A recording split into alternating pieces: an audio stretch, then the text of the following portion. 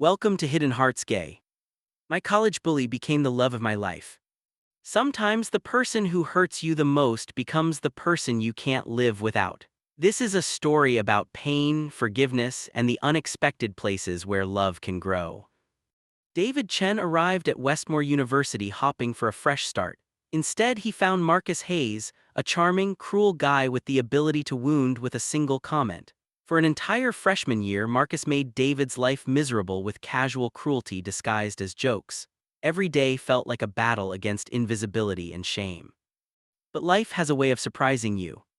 Years later, when Marcus finally shows genuine remorse and vulnerability, something unexpected happens. The anger begins to fade, the hurt transforms, and against all logic, David finds himself falling for the one person he thought he despised forever.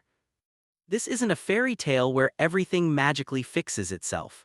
It's a real story about two young men learning to navigate pain, trust, and the complicated nature of love. It's about how sometimes the journey from bullying to partnership is the most honest and beautiful thing two people can share. It's a story about becoming and becoming together. My college bully became the love of my life. The first thing you need to understand about Marcus Hayes is that he was beautiful in the way that made you hate yourself for noticing. He had this effortless charm that seemed almost unfair, like someone had taken all the ingredients of perfection and assembled them into one person, then thrown in just enough flaws to make him believable. Dark hair that always looked like he'd just run his hands through it. Eyes the color of storm clouds. A smile that could convince you to do things you'd never do otherwise. The second thing you need to understand is that I absolutely despised him. I'm David Chen, by the way, 23 years old now, but back then, during my freshman year at Westmore University, I was just another anxious kid trying to figure out who the hell I was supposed to be. I wore thrift store sweaters that were too big, kept my head down in lectures, and spent most of my time either in the library or in my dorm room, avoiding the social minefield that is college. Marcus was everything I wasn't. He was the kind of person who seemed to belong everywhere he went: parties, class presentations, the gym, student government, everywhere. He moved through campus like he owned it, and honestly, half the university probably would have given it to him if he'd asked. He was the kind of guy who could say something completely stupid and make it sound profound. The kind of guy who could hurt people and somehow convince them it was for their own good. The kind of guy who made my life hell in that first semester. It started small, a comment here, a laugh there, nothing I could point to and say definitively that it was bullying. It was all just within the realm of plausible deniability. I was just joking. Can't you take a compliment? Why are you being so sensitive? That kind of thing, but it was relentless. I remember one Tuesday in October. I was sitting in our shared lecture hall, Intro to Western Philosophy, a class I'd chosen specifically because it seemed like something a serious, intellectual person would take. I was trying to be serious and intellectual. I was wearing this oversized burgundy sweater that my sister had given me, and I thought it made me look thoughtful, scholarly, interesting. Marcus slid into the seat next to mine, a seat that had been empty the first 2 weeks of class, I might add, and immediately leaned over to me. "Jude," he said, loud enough for several people to hear, "did you get dressed in the dark, or do you actually think that's a look?" A few people turned, looked at my sweater, and snickered. My face went hot. I didn't respond. I just stared straight ahead at the professor, who was already writing on the board, oblivious to the small social murder happening in his lecture hall.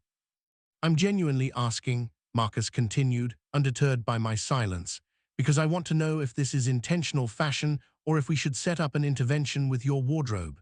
Either way, I'm here to help." He said it with such sincerity, such genuine concern in his voice, that it almost made it worse, like he was actually worried about me when really he was just enjoying watching me squirm. That became the pattern. Every day in that lecture hall, Marcus would find something to comment on: my shoes, the way I walked, how carefully I took notes, whether I brushed my hair that morning. He had this ability to identify the exact things that made me insecure and then poke at them like he was testing the structural integrity of my fragile self-esteem.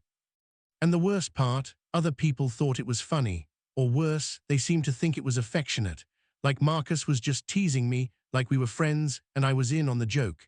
Girls would laugh and put their hands on his arm. Guys would slap his shoulder and tell him to stop being mean, but nobody ever told him to actually stop. Nobody ever made him feel bad about it. The thing about being bullied is that it starts to feel normal after a while. It starts to feel like maybe the bully is right. Maybe I did dress weirdly. Maybe there was something fundamentally unlikable about me. Maybe I deserved to be the target of jokes because there was something inherently joke-worthy about my existence. By November, I'd started changing my clothes before lectures. I started taking different routes to class to avoid running into him. I started eating meals in my dorm room so I wouldn't have to navigate the dining hall, where he'd inevitably show up with a group of friends and make some comment about my food choices or my eating habits or the fact that I was alone. My roommate, a guy named Trevor who was studying business and was honestly pretty decent about the whole situation, kept telling me I should talk to someone. "Dude, that guy's a psycho," he'd say. "You should report him or something." But how do you report someone for being subtly cruel? How do you explain to Nra that someone keeps making comments that technically aren't harassment if you document them carefully enough? I didn't know, so I just suffered quietly. The worst part of being bullied, though, is that part of you, some sick, pathetic part of you, becomes obsessed with the person doing it to you. You start keeping track of where they'll be so you can avoid them. You start noticing things about them. What time they usually get to class, what they order at the coffee place, who they hang out with, whether they have a girlfriend, whether that matters. I noticed a lot about Marcus Hayes during that first semester, is what I'm saying. He was on the university swim team. I found this out because he'd show up to our lecture wearing his team jacket sometimes, and someone would inevitably comment about it. He had the kind of body that came from actual athletic training, not just going to the gym to take selfies. He was in the business school, like my roommate, and from what I could tell, he actually got good grades. He volunteered with some community service organization on the weekends. He had a younger sister he actually seemed to care about. I found this out when he showed up to class one day and mentioned to literally anyone who would listen that he'd driven her to soccer practice on Sunday. He was, by all accounts, actually a pretty decent person, except he wasn't, because decent people don't make other people feel the way he made me feel. By the time the first semester ended, I was genuinely considering transferring schools. I wasn't kidding myself about it. I was looking at community colleges in different states, trying to figure out if I could salvage my academic standing at a lesser-known school. Because the idea of seeing Marcus Hayes every single day for another 3.5 years made me want to disappear. But I didn't transfer. I don't know why exactly. Some combination of not wanting to disappoint my parents, who were already paying a lot of money for me to go to Westmore, and some stubborn part of me that refused to let him win. Refused to let him drive me away from something I'd actually wanted to do, which was get an education and figure out my life. That was my first mistake. Or maybe my first brave thing. I still haven't decided which. Sophomore year started pretty much the same way freshman year ended. I had successfully avoided Marcus over winter break. It was kind of hard to run into him when we lived in completely different states, but by the time September rolled around, I was back on campus, and he was in my intermediate philosophy class. Of course he was. I almost dropped the class. I sat in my dorm room on the first day of registration, my hands hovering over the keyboard, seriously considering switching to the afternoon section. But my advisor had mentioned that the professor teaching the afternoon section was new and had mediocre reviews, and the morning section professor was supposedly excellent. So I stayed in. I told myself it was about academics. I didn't want to admit that some part of me was tired of running. That first class, Marcus didn't sit next to me. He sat 3 rows up, with a group of people who were clearly in his crew, attractive, confident, the kind of people who belonged on campus without having to think about it. I felt simultaneously relieved and disappointed, which should have told me something. But I was only 19, and I didn't know how to read my own emotions yet. For the first few weeks, he pretty much ignored me. This should have made me happy. It should have been a relief. Instead, I found myself hyper-aware of his presence in the room, where he was sitting, what he was wearing, whether he was paying attention to the lecture or doodling in his notebook like he didn't care about class, whether he was looking at me. He wasn't mostly, and when he did glance my direction, it seemed almost accidental, like his eyes were just passing over me on their way to someone else. It took me until mid-October to realize what was happening. Marcus Hayes was ignoring me because I wasn't interesting anymore. The novelty had worn off. I wasn't the anxious freshman in the oversized sweater that he could make fun of for an easy laugh. I was just another person in his class, beneath notice. And somehow, that was worse than being actively bullied. I know that sounds insane. I know I should have been grateful that he'd moved on to some other target. And I was, to some degree. But there was also this weird sense of loss, like I'd been demoted from something to nothing. Which, looking back, is completely ridiculous. But at 19, when your sense of self is still being formed, sometimes the worst thing that can happen to you is being treated as completely unremarkable. I started dressing differently, not because I wanted to, but because I did want to. Does that make sense? I started caring about how I looked. I bought new clothes, not because Marcus Hayes was going to suddenly notice me, but because I noticed myself. I started standing a little straighter, speaking a little louder in class discussions, actually participating instead of just sitting there like a ghost. And maybe he noticed, maybe he didn't.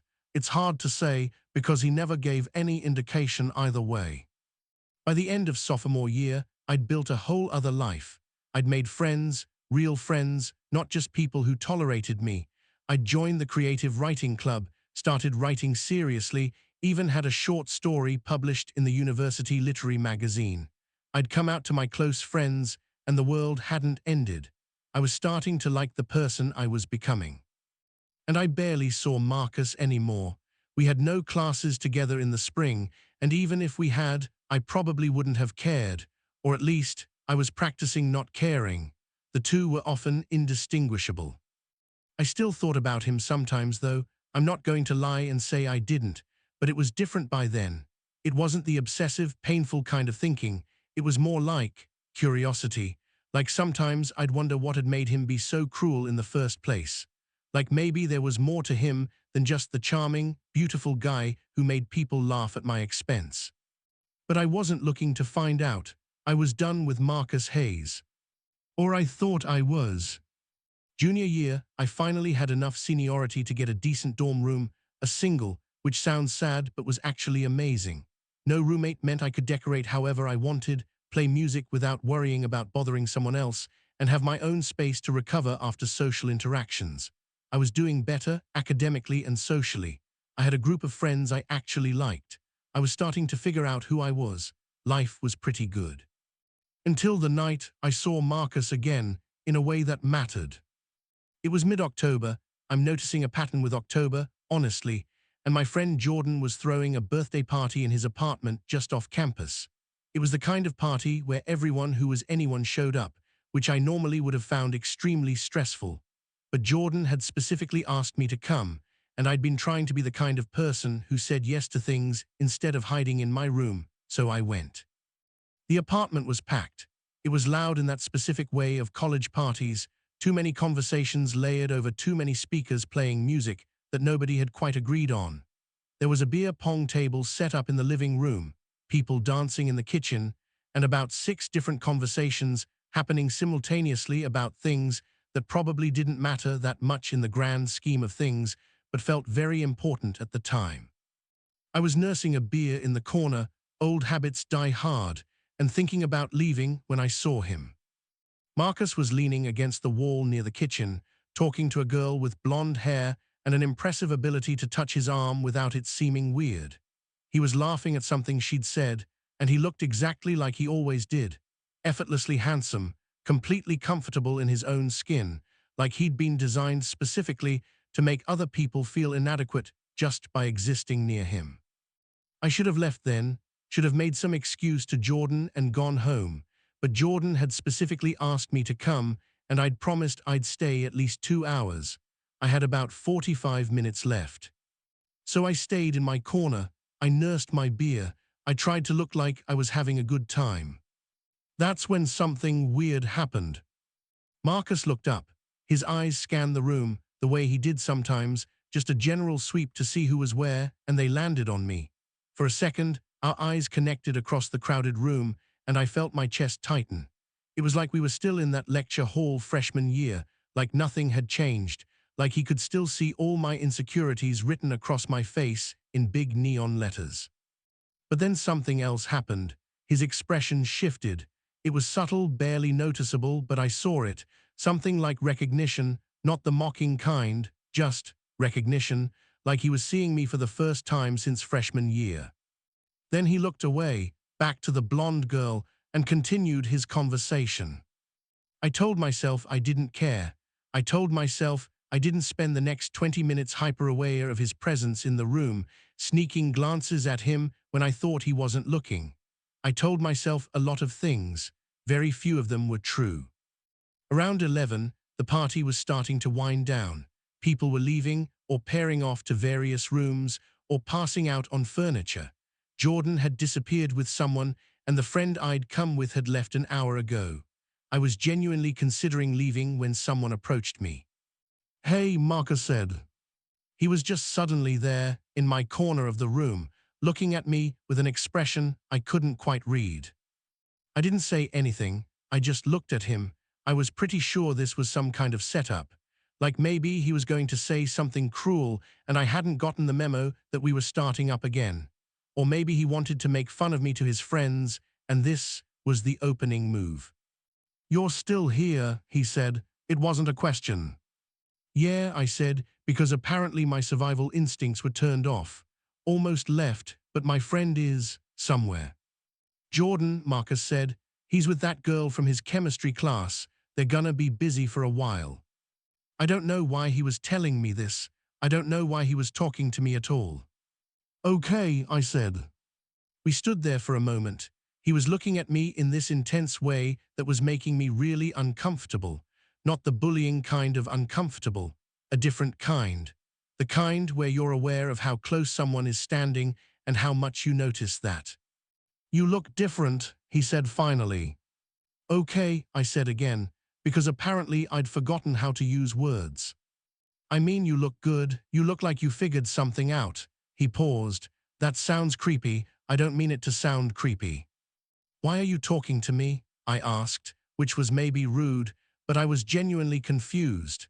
We had spent a year of me being nothing to him, and now he was approaching me at a party to tell me I looked good. "Because I wanted to," he said. "Is that weird? I wanted to talk to you and I did. I'm talking to you now." "We haven't talked since freshman year," I said.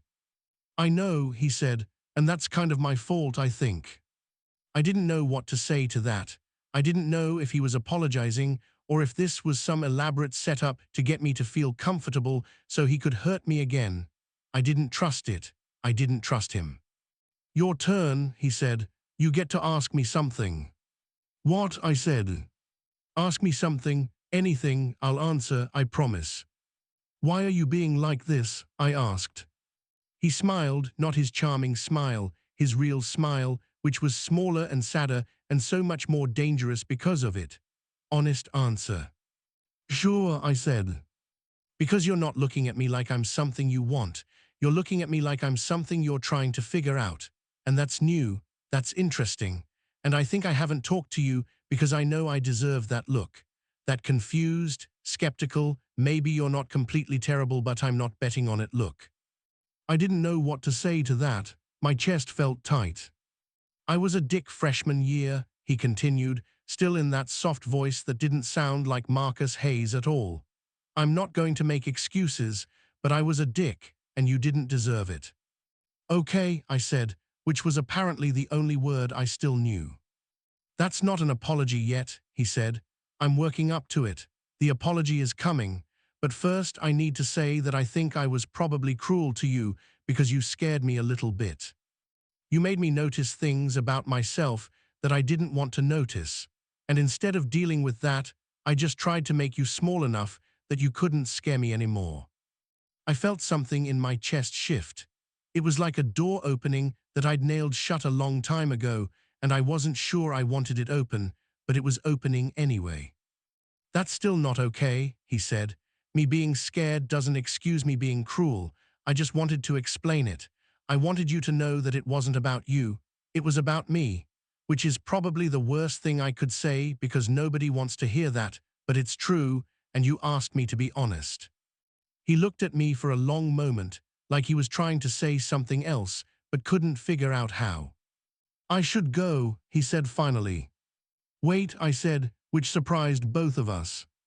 Yeah, he said, turning back. What's your name? I asked.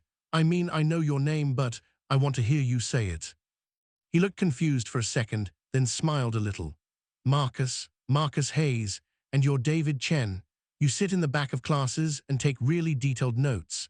You have a tattoo on your ribs from that one time you wore a low-cut shirt to class sophomore year, and I saw it and realized I had no idea who you actually were under all the clothes you hide in. That was one time, I said. One time was enough, he said. We stood there, looking at each other. The party was almost completely quiet now. It felt like we were the only two people in the world. I'm going to go, he said again, but I'm going to give you my number, and if you want to talk to me again, actually talk to me, not just me ambushing you at parties, you should text me. No pressure, I've earned the right to be ignored. He took out his phone and asked for my number, then sent me a text so I'd have his. It was the most low-pressure way to do it possible. Good night, David, he said, and then he left.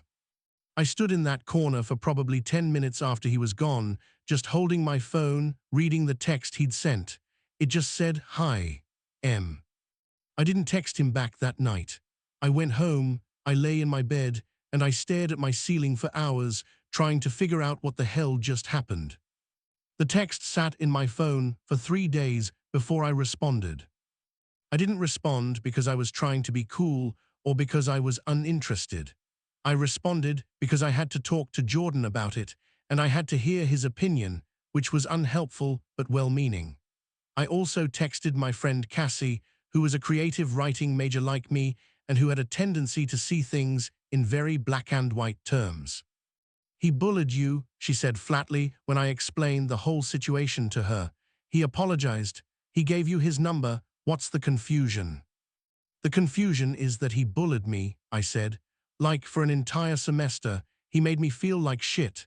And now he's sorry and he gave me his number and I'm supposed to just, what, be friends with him?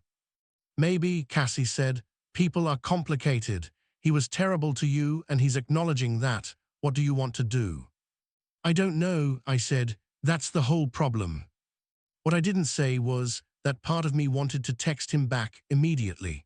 That part of me had never stopped being aware of him, and now that he'd actually acknowledged me in a real way, that part was going absolutely crazy. On the third day, I texted him back. I didn't overthink it. I just typed, Hi, D, and sent it before I could change my mind. He responded immediately, How was your week? And that was it. That was how it started. It wasn't like we suddenly became best friends. It was slow, incremental. We texted about class mostly at first. We both had a philosophy class that semester with a professor who was kind of ridiculous in the way he taught, and that became the running joke between us. Little witty comments about how pretentious everything was. Then the texts became less about class. They started being about other things, movies we liked, books we were reading, random thoughts we had at 2 in the morning. It was low stakes in a way that felt safe. I could turn my phone off if I needed to. I could take time to respond. I could be myself without having to worry about my body language or my expressions giving me away. By October, of course it was October again, we'd graduated to occasionally hanging out in person. Nothing big. We'd grab coffee, study at the library in companionable silence, go to a movie on a random Tuesday night. And slowly, almost imperceptibly, things started to change. I started caring about what I wore when I knew I was going to see him, even though I told myself I didn't. I started noticing the way he laughed at my jokes, the way he looked at me when he thought I wasn't paying attention, the way he always got my coffee order right, black coffee with 1 sugar, which was such a small thing but meant he was paying attention. By November of junior year, I could no longer pretend that what I was feeling for Marcus Hayes was anything other than attraction. Strong, overwhelming, complicated attraction to someone who had previously caused me significant emotional pain. The worst part was that I had no way to tell if he felt the same way. He was nice to me, yes. He made time for me, absolutely. But Marcus was nice to everyone. He made time for everyone. That was part of what made him so appealing. He had this ability to make you feel like you were the only person in his world, at least for the moment he was paying attention to you. So I did what I always do in situations like this. I agonized about it internally while pretending everything was fine. "You like him," Cassie said one day. We were in the creative writing center, and I was staring at my laptop screen, not writing. "I don't know what you're talking about," I said. "You've been rewriting the same sentence for 20 minutes. The sentence is currently missing a verb. You like him." "Maybe," I said. "You definitely like him, and he likes you." "You don't know that," I said. "I absolutely know that," Cassie said. "The boy who bullied you is now actively trying to be in your presence constantly. That's not friendship behavior. That's I'm interested in you, but I'm being cautious because I fucked up behavior." "Or it's friendship behavior," I said. "We could just be friends." "Are you friends with anyone else you spend 3 hours within comfortable silence at 2 in the morning?" Cassie asked. I didn't respond. "Right," she said. "That's what I thought." The thing is, I was terrified, and I think Marcus knew that, because he never pushed, he never made a move that could be interpreted as romantic, he never gave me a moment where I could confirm that he wanted the same thing I wanted. He just stayed, he kept showing up, he kept texting, he kept giving me the space to decide if I could trust him again. It was patient, it was kind, it was exactly what I needed, and it was driving me absolutely insane because I had no idea what to do with it. The night everything changed, I wasn't even prepared for it. We were studying at his apartment. My usual spot had become his living room. He lived off campus with 2 roommates who were basically never there, so it was quiet and comfortable. We were working on a project for the same business class. I was taking it as an elective, and we'd been at it for about 3 hours. I was tired, my brain was fried, and somewhere around 9:30, I realized that I'd been reading the same paragraph for about 10 minutes without actually absorbing any information. "We should stop," I said. "Yeah," Marcus agreed. He closed his laptop. "This is not getting any better." We'd migrated to his couch at some point, the way we always did after the first hour of studying. It was comfortable, worn, the kind of couch that was clearly designed for people to actually use. I was on one end, he was on the other, our legs kind of tangled under a blanket that he'd thrown over us. "You want to stay over?" he asked. "It's late, you could take the guest room." He asked this every time we studied past a certain hour. I'd stayed over probably a dozen times by that point. It had become normal, safe. But that night, something felt different. The air felt charged in a way it hadn't before. "Okay," I said. We went through the normal motions. He got me a spare t-shirt and shorts to sleep in, showed me where everything was in the guest room. I got ready for bed. Everything was normal. But then, as I was getting into bed, there was a knock on my door. "Hey," Marcus said, and his voice was different. It was careful, quiet, like he was about to say something that mattered. "Hey," I said back. "Can we talk for a second?" My heart did something weird in my chest. I nodded, even though he couldn't see me in the dark. Yeah, of course." He came into the room and sat on the edge of the bed. We didn't turn on the light. In the darkness, with just the light from the hallway coming through the door, I could barely see his face. "I've been trying to figure out how to say this for like months," he said, "and I keep chickening out because I'm terrified that I'm going to ruin the best friendship I have." My breath caught. "But I'm also terrified that if I don't say it, I'm going to always wonder," he continued. "So I'm just going to say it, and you can tell me to shut up if you want." "Okay," I said.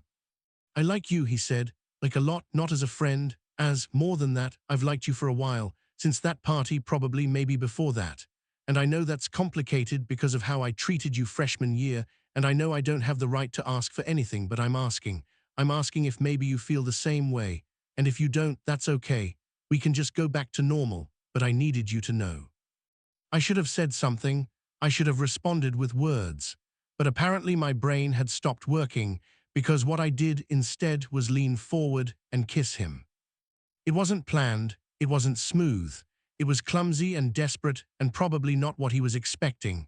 But the moment my lips touched his, everything else fell away. Everything that had happened before, the bullying, the hurt, the confusion, it all became context for this one moment. When I pulled back, he was looking at me with this expression of absolute shock and wonder. "Is that a yes?" he asked. "Yeah," I said, "that's a yes." The first thing we had to figure out was what this actually meant. Were we dating? Were we taking it slow? Were we telling people? These are the questions that seem simple from the outside, but are actually incredibly complex when you're living them, especially when one person has previously hurt the other person in question. Marcus wanted to go slow, which I respected, but which also drove me a little crazy because now that I'd acknowledged my feelings, they were like this living thing inside me, demanding attention and expression. We started small, secret kisses in his apartment when his roommates weren't home, texts late at night that said increasingly bold things, holding hands under the table at the library when we thought no one was looking. For someone who was actively trying not to be overwhelmed by feelings, I was doing a pretty terrible job. But I was also terrified, and I think Marcus could sense that. "Talk to me," he said one night. We were lying in his bed, nothing sexual, just sleeping, and I'd been awake for probably an hour, mentally spiraling about all the ways this could go wrong. "About what?" I asked. "Whatever you're thinking about that's making you tense enough to vibrate," he said. I sighed. "I'm scared," I admitted. "Of what?" "Of this being fake. Of this being something you're doing because you feel guilty about freshman year.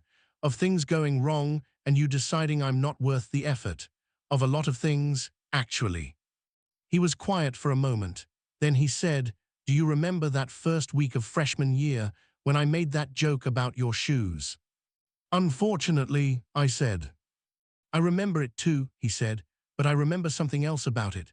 I remember being in the library later that day and seeing you sitting by yourself, and you looked so small, so hurt. And I remember feeling this thing in my chest, like guilt, but also something else. Something I didn't understand at the time. I was 16 when I realized I was attracted to guys, and my dad beat me up for it. So I spent the next few years convincing myself that I wasn't. That I could be normal if I just tried hard enough. And then I got to college, and there you were, being so authentically yourself, so unapologetically different, and it scared the hell out of me. So I tried to make you small enough that you couldn't scare me anymore. I didn't say anything. I was too busy processing." "That doesn't excuse what I did," he continued. "I'm not trying to excuse it, but I need you to understand that this isn't guilt. This isn't me trying to make up for something. This is me finally being honest about what I want, and what I want is you." "How do I know you're not going to change your mind?" I asked quietly. "You don't," he said, and I appreciated that he was honest. "You don't know, and I can't promise you that I won't ever hurt you again, because I'm a person and people hurt each other sometimes. But I can promise you that I'm going to try. I'm going to try really hard not to hurt you. And when I do, because I will, eventually, I'm going to apologize and try to do better. And that's all I can offer you." It wasn't a fairy tale promise. It wasn't, "I'll never leave you," or "everything's going to be perfect." But it was honest. It was real. And somehow, that was exactly what I needed to hear. We started telling people after that. First, it was Cassie, who took one look at my face one day and said, "You did something. You looked terrified and happy at the same time. What did you do?" Then we told Jordan, who was weirdly excited about it, and immediately started planning to set up Marcus with his sister, which we had to shut down pretty quickly. Then slowly, we told more people. Some people were surprised. Some people said they'd seen it coming. Some people were weird about it because one of them had previously bullied the other, but most people were fine with it. By the time senior year rolled around, everyone basically knew that Marcus and I were together. We'd settled into this pattern of existing in each other's lives. We'd study together, eat meals together, go to parties together, where he'd occasionally abandon me to talk to other people, which used to bother me but had stopped by then because I trusted him. We'd spend entire days doing nothing together, just sitting in our respective apartments, occasionally looking at each other and smiling. Senior year, something changed again. Marcus seemed more at peace with himself, more confident, but in a different way than before.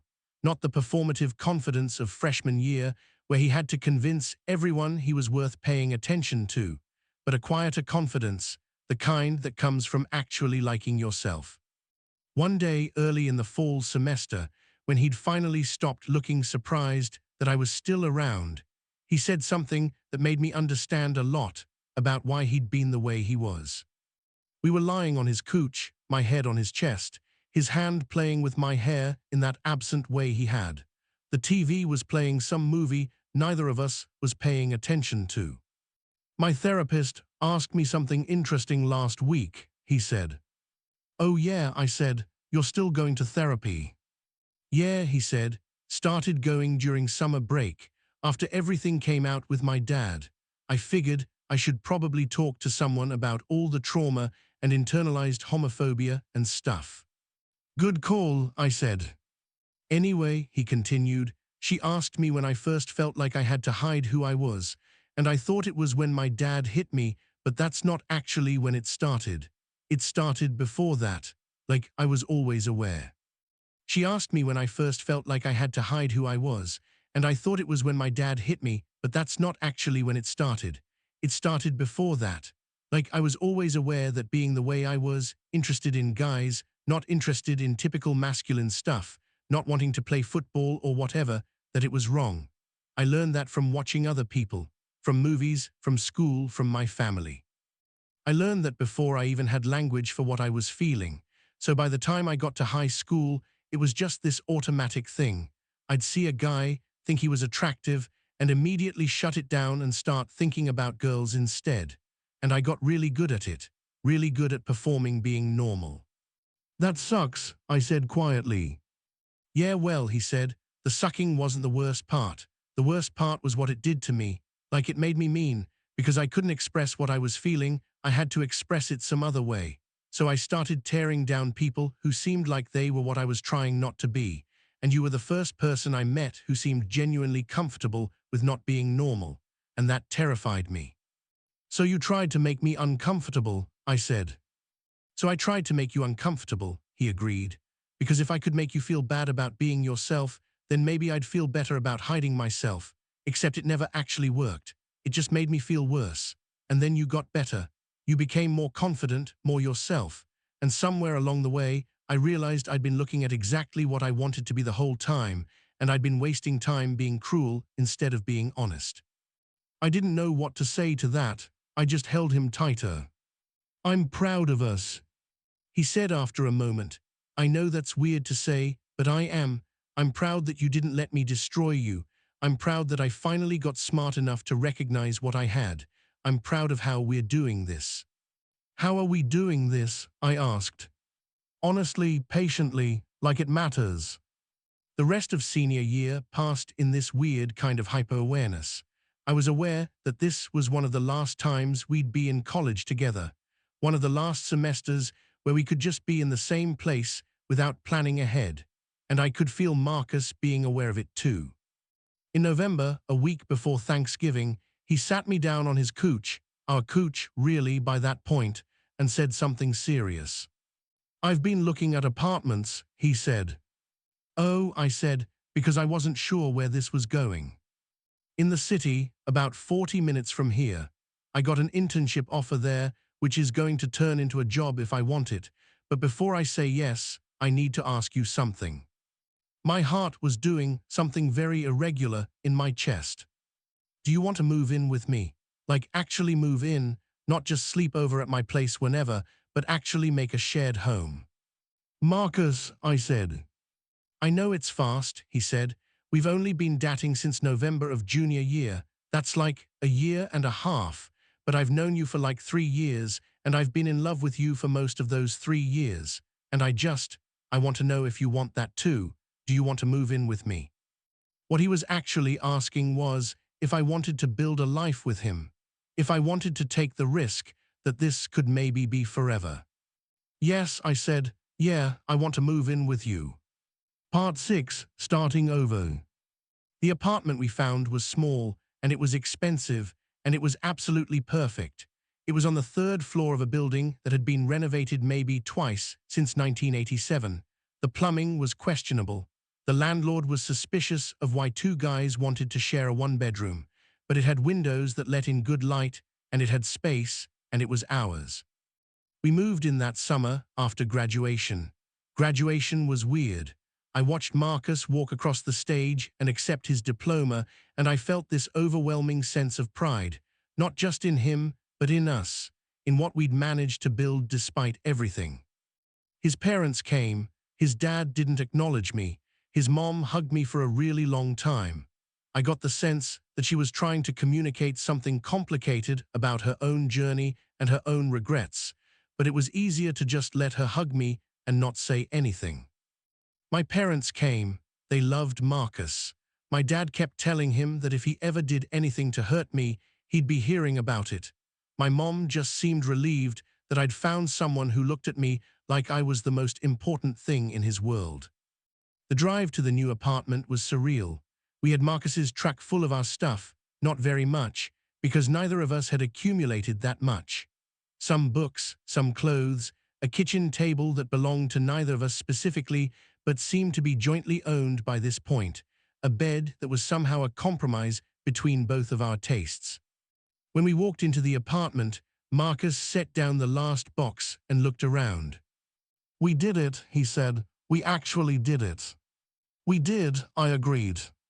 We spent that first night making the bed, unpacking the essentials, and just sitting on the floor of our new bedroom, eating takeout Chinese food, and not talking about anything of consequence. That first year after graduation was hard. Not hard in the way that freshman year was hard, where every day felt like a potential catastrophe. Hard in the way that real life is hard, figuring out how to pay bills, dealing with difficult work situations, learning how to live with someone 24 hours a day instead of just when it was convenient. We fought sometimes about money, about whether we were doing enough with our lives, about the fact that Marcus's dad still wouldn't speak to him and how that affected his entire worldview, about small things like who was supposed to wash the dishes and why the bathroom smelled like his deodorant. And we also had moments of such profound tenderness that I'd sometimes stop and think, this is what I was looking for, this, exactly this. Like the morning he made me breakfast in bed for no reason other than the fact that I'd been stressed about work. Or the night I came home to find that he'd cleaned the entire apartment because I'd had a bad day and he thought it might help. Or the moment we were lying in bed and he said, "You know I love you, right? Like, in a forever way, I'm just making sure you know that." I did know, I'd known for a while, but it was nice to hear it. In the spring of that first year after graduation, Marcus had a breakthrough in his therapy. I didn't ask him about it, he had privacy, and I wanted to respect that, but one day he just told me. "I called my dad," he said. "I set down the book I was reading." "What?" "I called him this afternoon. I don't know what I expected. Maybe that he'd apologize. Maybe that he'd tell me I was making a mistake, but he did neither of those things. He just listened while I told him that I was in love with you and that I was happy and that I wasn't going to pretend to be something I wasn't anymore. And then he hung up. "I'm sorry," I said, "and I meant it." "Don't be," he said. "I'm not. Because I realized I didn't call him for him. I called him for me. I called him so that I could say those things out loud, so that I could claim my life. And I got to do that, regardless of what he did or didn't say after." He came and sat down next to me, and I put my arm around him. "I'm sorry I was such an asshole to you," he said, which seemed to come out of nowhere. "You've apologized for that," I said. "I know, but I wanted to do it again. I'm sorry. I'm sorry that my pain made me cruel. I'm sorry that I spent a year making your life worse. And I'm grateful every single day that you had the grace to forgive me." "Okay," I said. "I forgive you. I mean, I already did, but I forgive you again." He kissed the top of my head. I love you, he said. I know, I said. I love you too. 2 years into living together, we started talking about the future in a different way. Not just the immediate future, what we'd eat for dinner, whether we could afford that vacation we wanted, but the actual future, the years and decades ahead of us. I want to write a book, Marcus said one night. We were on the couch, as usual, and he'd been quiet for most of the evening, which usually meant something was brewing in his head. Oh yeah, I said, what kind of book? About coming out, about being a closeted athlete who finally figures out how to be honest. I've been thinking about it for a while. I have a lot to say about toxic masculinity and homophobia and how it affects not just the people who are discriminated against, but the people who are doing the discriminating too. That sounds like an important book, I said. It would require me to talk about you, he said carefully. About us. I wouldn't name you, but I'd talk about falling in love with someone I'd hurt and how that changed everything for me. I know, I said. I want you to write it. Yeah, he asked. Yeah, you have something to say, and people should hear it. He started writing the book that fall. He'd come home from work, and instead of lounging around or watching TV, he'd go straight to the spare room that had become his office, and he'd write. Sometimes for 2 hours, sometimes for 5. I'd bring him coffee and occasionally try to drag him away for dinner. In the meantime, I was working on my own project. I'd been doing some freelance writing, personal essays, mostly, and it had started gaining some traction. A small magazine had published one of my essays about being queer and falling in love with someone unexpected, and it had resonated with people in a way I hadn't anticipated. Readers started reaching out. Some of them wanted advice. Some of them just wanted to tell me their own stories. And one day, after I'd gotten maybe the 50th message from someone saying, I needed to read this, I didn't know it was possible to forgive someone for hurting you, I realized something. I wanted to tell our whole story, not just snippets, but the entire thing, from that first cruel joke to where we were now. I wanted to show people how complicated love could be, how it wasn't always simple, how sometimes the person who hurt you the most is the person you end up spending your life with. I brought it up to Marcus on a Saturday morning. We were in bed, which was our favorite place to have serious conversations for some reason. I want to write about us, I said, our whole story from the beginning. He was quiet for a moment. Then he said, the real story, not a romanticized version. The real story, I confirmed, all of it, the cruel jokes. My perspective on how much it hurt, how much I didn't trust you, all of it. That's going to be vulnerable, he said. I know, I said, but I think it matters.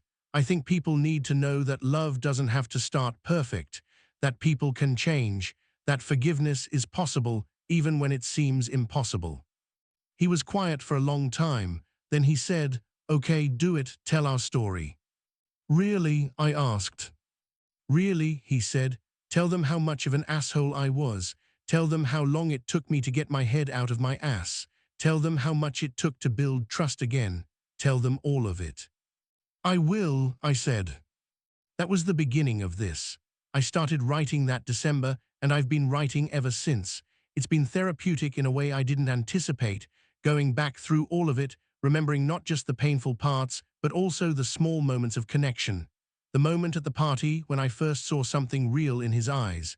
The first text message, the first kiss, all of it. Marcus finished his book first. 6 months later, it was done, and he was starting the process of trying to get it published. I was still writing ours. Our story, I mean, I wanted to get it right. I wanted to make sure that anyone who read it would understand that they're not crazy for forgiving someone who hurt them, that love is complicated, that sometimes the person who makes you feel the smallest can help you feel the biggest. Part 8, the hard stuff.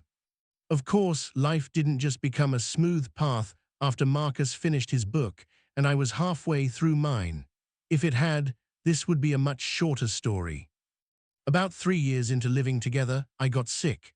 Not dramatically sick at first, just a cough that wouldn't go away, a persistent fatigue that seemed out of proportion to how much I was working. a general feeling that my body wasn't quite doing what I wanted it to do. I went to the doctor. The doctor sent me to a specialist. The specialist ran tests, and the specialist told me that I had an autoimmune disease that was probably going to affect me for the rest of my life. I won't go into all the details. Chronic illness is boring in the way that most medical stuff is boring. There were blood tests and medication changes and days where I was too tired to function properly. There were mornings where my joints hurt so much that I could barely get out of bed. There were times when I looked at myself and wondered if Marcus would still want to be with me now that I wasn't healthy, now that I was actually needy in a literal medical way. And Marcus was there for all of it. He learned how to cook food that wouldn't upset my stomach. He learned which medications I was supposed to take and kept track of them better than I did.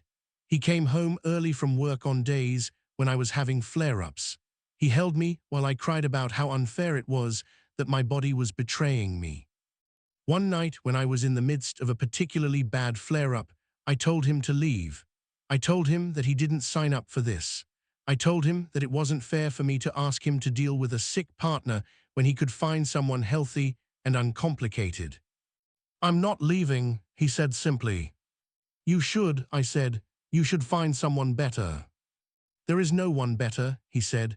"There's you, and yeah, this sucks. Yeah, I hate watching you hurt, but you think I'm going to leave because things got hard. You think I'm going to leave because you got sick. That's not how this works. We do this together." "How do you know you're not going to resent me?" I asked. "I don't," he said, "but I also don't think I will. And either way, I'm not leaving, so you can stop trying to convince me that I should." The illness actually brought us closer in a weird way, because suddenly all the surface stuff didn't matter anymore. It wasn't about whether the dishes were clean or who did the laundry. It was about showing up, being present, supporting each other through the hard stuff. And that's when I really understood that what we had was the real thing. Part 9, Commitment. 5 years after graduation, Marcus proposed. Not in some elaborate, planned-out way. We were back on campus.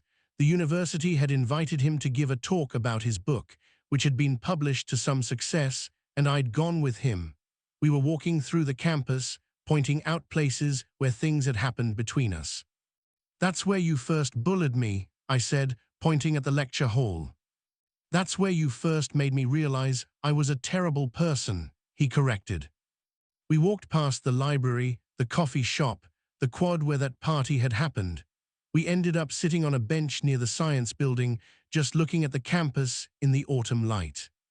"I was thinking," Marcus said, "about how different my life would be if I hadn't been cruel to you, if I'd just been kind from the beginning."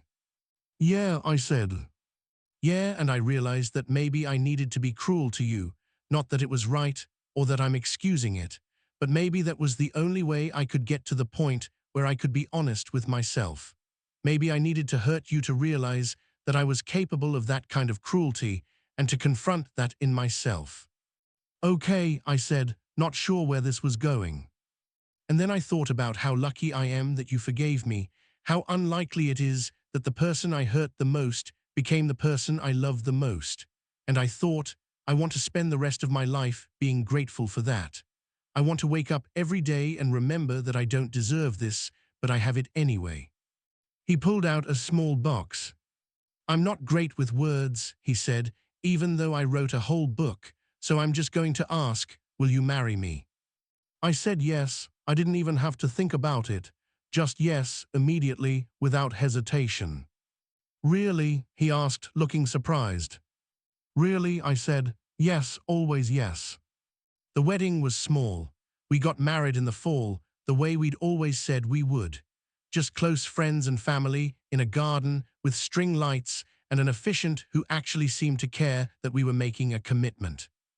In my vows, I talked about how I used to think love was something to fear, how I thought if I loved someone, I'd be giving them power over me. "But then I met you," I said, looking at Marcus, "and you taught me that real love isn't about power, it's about trust. It's about showing up. It's about choosing each other every single day, even when it's hard, especially when it's hard. You were the last person I expected to find that with, but I'm so grateful that I found it with you." In his vows, Marcus talked about pain and redemption.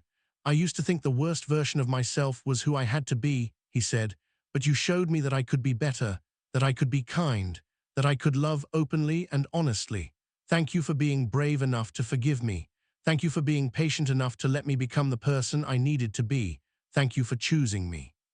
We danced under the string lights. We kissed in front of everyone. We started our married life. Part 10, Building a Life. The first year of marriage was surprisingly normal. We didn't fight more or less than we had before. We didn't suddenly realize we'd made a huge mistake. It was just the continuation of what we'd already been building, a life together, a partnership. We talked about kids at one point, whether we wanted to adopt, use a surrogate foster, but we realized that we didn't really need to. We were complete with just the two of us. Our legacy would be different through our writing, through the people we mentored, through the community we were building around ourselves. Marcus started getting speaking engagements. His book was helping people. He'd get messages from closeted athletes who said that reading about his journey gave them permission to come out. He'd get messages from parents who said that understanding his perspective helped them understand their own gay children better. My writing was doing something similar. I had started a blog that had grown into something bigger. Companies were starting to reach out about sponsorships. Magazines wanted to publish my essays, and all of it was tied to our story, to the fact that I'd forgiven someone for hurting me and found love in that forgiveness.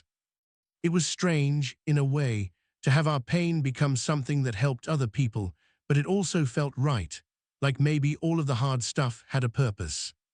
About 8 years after graduation, we went back to the campus again.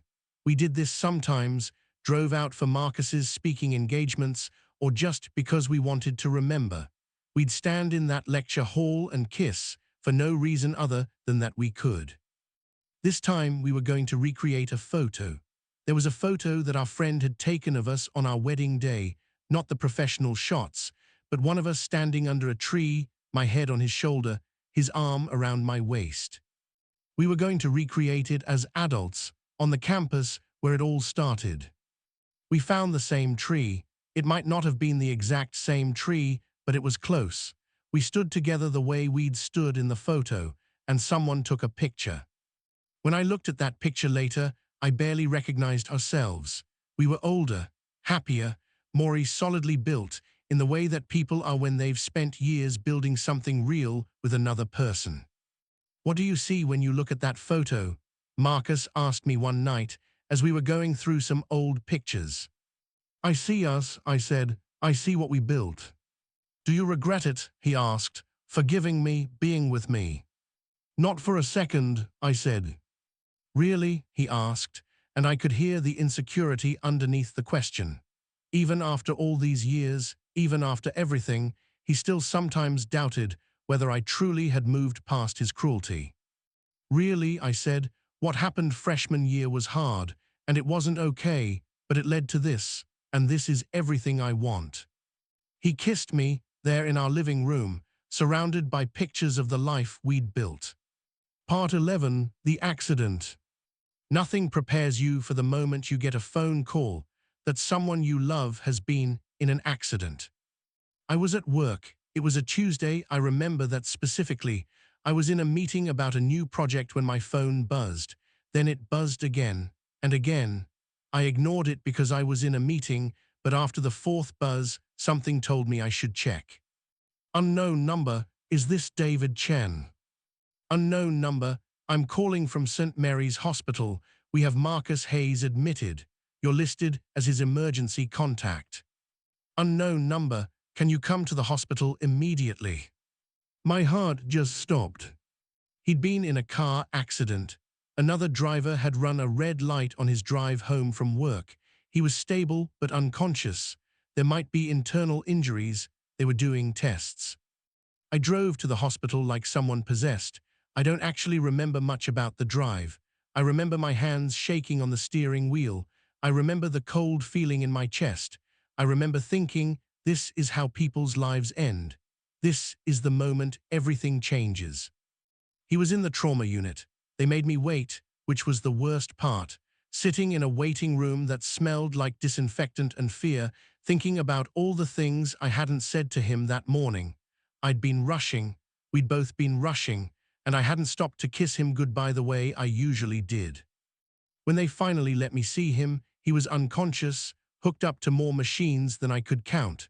There was a bandage on his head. His left arm was in a cast. I'd never seen him look so fragile.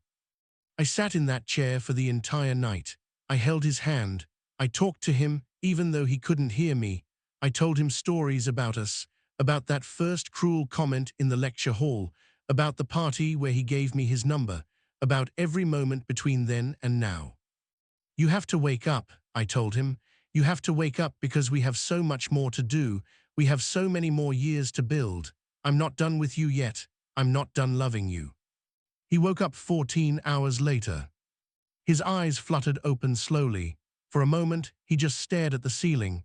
Then his eyes moved, found me, and focused. "Hey," he said. His voice was rough, but it was his voice. I absolutely lost it. I held his hand and sobbed harder than I'd ever sobbed in my life. "I'm okay," he said. "I'm okay." "You scared the shit out of me," I said. "I know, I'm sorry." "Don't you ever do that again," I said. He smiled a little. "I'll try not to." The recovery took months. There were broken ribs, a minor head injury, some deep bruising, but nothing permanent. He was going to be fine. We were going to be fine. And the whole experience crystallized something for me. I could not imagine my life without this person. Even after everything that had happened between us, even the hurt and the confusion and the learning to trust, I could not imagine a future where he wasn't in it. When he was finally released from the hospital and we were home, I found myself just watching him sometimes. Watching him sleep, watching him move around the apartment, watching him be alive. Because for a moment there, I'd been terrified that I was going to lose him. "What are you doing?" he asked one day. I was staring at him while he made breakfast. "Appreciating you," I said. He came over and kissed me. "I appreciate you too." And we left it at that, because sometimes the simplest things say the most. Part 12, the story continues. It's been 10 years since we graduated from college. 10 years since Marcus gave me his phone number at a party and I didn't text him back for 3 days. 10 years since I decided to trust him again, despite everything that had happened. We live in a nice house now, not fancy, but ours. We have a garden where we grow things that we'll never actually remember to harvest. We have a kitchen that's seen more of our conversations than any other room in the house. We have a bedroom where we've cried and laughed and loved and fought and made up. My career as a writer has taken off in ways I never expected. I published a book about our story. This book, in a way, it's become something of a sensation in the LGBTQ+ community. People tell me that reading about our journey gave them hope, that it helped them forgive people who hurt them, that it showed them that love is possible in unexpected places. Marcus's book has done well too. He's been invited to speak at universities and conferences. He's become an advocate for LGBTQ+ athletes. He's helped people come out and live authentically. He's taken the worst parts of his past and transformed them into something that helps others. We volunteer together at the local LGBTQ+ center. We mentor young people who are coming out, who are scared, who are unsure of who they're supposed to be. And I think both of us feel like that's our real legacy, not the books or the speeches, but the moment we can sit across from a scared kid and say, "I understand. It gets better. You're going to be okay." Marcus still has moments where he spirals about the cruelty he inflicted on me. Sometimes he'll wake up from a nightmare where he's back in his father's house, or he'll see something that reminds him of freshman year, and he'll feel ashamed all over again. When that happens, I just hold him. I remind him that he's not that person anymore, that he's been forgiven, that I love him not despite his past, but partly because of how hard he's worked to overcome it. And I still have moments where I'm surprised by how much I love him, where I'll see him doing something mundane, washing dishes, or reading, or just existing in our house, and I'll think, this is the person who bullied me. This is the person who hurt me. and he's also the person I chose to spend the rest of my life with. That contradiction used to bother me. Now it just feels like the truth. Epilogue, a letter to my younger self. If I could go back and talk to the David who was 19 years old, sitting in that lecture hall, wearing an oversized sweater, trying to disappear, I would tell him a few things. First, I'd tell him that it's going to hurt. I'm not going to lie to him about that. The cruelty is real. The pain is real. The nights you spend wondering what's wrong with you, why you're not good enough, why the world seems to have decided that you're an acceptable target. Those nights are real, and they're going to be some of the hardest nights of your life. But I'd also tell him that it's not permanent, that people can change, that forgiveness is possible even when it seems impossible, that the person who makes you feel the smallest can help you feel the biggest if you give them a chance to become the person they need to be. I'd tell him that being bullied doesn't define you, that the things Marcus said about you weren't true, that you were never the problem. You were just in the way of someone else's pain, and they used you as a target because they didn't know how else to express what they were feeling. That's not your fault. I'd tell him to be patient with himself, to understand that healing is not linear, that some days he's going to feel strong and resilient, and other days he's going to feel small and hurt all over again. That's okay, that's part of the process. I'd tell him that the future is going to be messier and more beautiful than he can possibly imagine right now, that love is going to look different than he thought it would, that it's not going to be grand gestures and perfect moments. It's going to be someone remembering that he takes his coffee black with one sugar. It's going to be someone sitting with him through the hard times and not leaving. It's going to be someone choosing him every single day, even when things are hard. I'd tell him that Marcus is going to become his favorite person, that they're going to build a life together that he couldn't have imagined on that day in the lecture hall, that forgiveness is going to be the bravest thing he ever does. Most importantly, I'd tell him to be kind to himself, to understand that he's worthy of love, that he's not broken even if it feels like he is, that the things he thinks are wrong with him are actually the things that make him beautiful. And I'd tell him that it's going to be okay, that he's going to be okay. Because he is, I'm here to tell him that. I'm 10 years in the future, and I'm here to tell him that everything works out. Not perfectly, not without struggle, but okay, more than okay, actually. He's going to be very, very happy.